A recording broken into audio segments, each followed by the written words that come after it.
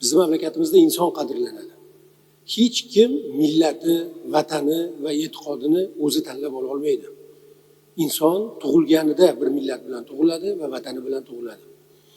Mana shu milliy o'zlik, milliy xususiyat va milliy an'analar, urf-odatlar ajdodlaridan kelayotgan katta bir boylik sifatida qadrlanishini kamsitish yoki bu qadrlanishni yo'qqa chiqarishga harakat qilish bu insoniyat uchun jinoyat sifatida e'tirof etilishi kerak.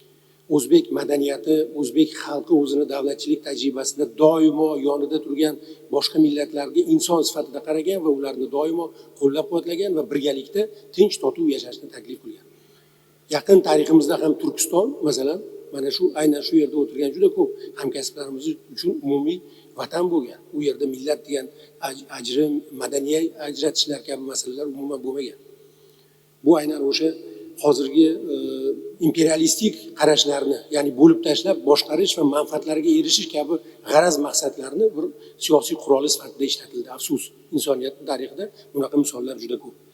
Va bugun biz faxr bilan O'zbekistonimizda milliy totuvlik uchun olib borilayotgan siyosatni katta muvaffaqiyati sifatida mana bugungi parlamentimizda o'zini namuna qilib ko'rsatishimiz mumkin. Mana o'zimizni parlamentimizda men faxr bilan eshitdim hozir barcha millatlarimizdan deputatlarimiz bor ekanligi va ularni o'zbek tilida ravon gapira olishi va o'z madaniyatini yo'qotmayotganligi mamlakatimizda yaratilgan yaqqol milliy totuvlik siyosatini oqibati va natijasi sifatida baholanishi kerak.